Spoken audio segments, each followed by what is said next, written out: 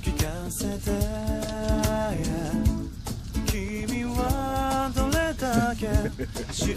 せ感じて今と生きてるの夢を見てるのほんの些細な少しの弱さと切な僕だけに聞かせてくれないかところはおどっかへちょっとほらちょっとええとこやってよしおよ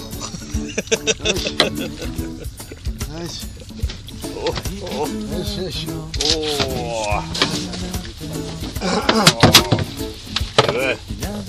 いいところに学んでるの両方とも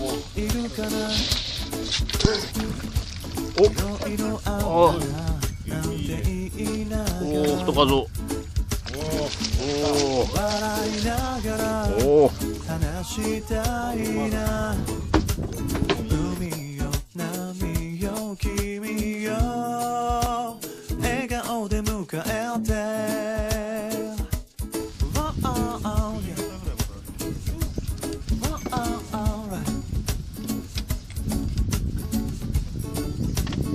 なんか変な感じねこれレンコンに平麺食っとらん優しく素直に君と海があるから優しくいれるから素直になれるから君といたいから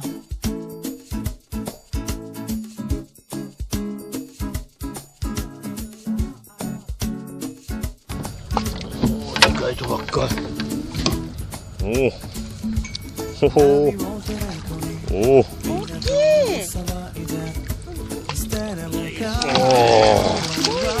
はい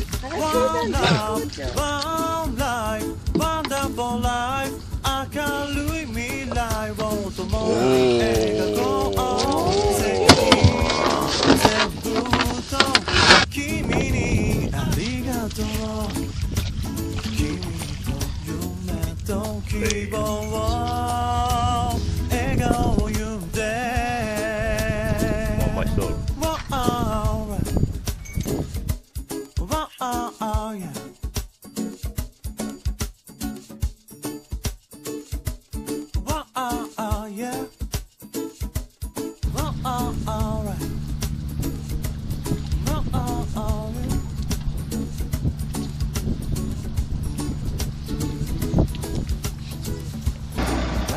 だこれから精一杯頑張るから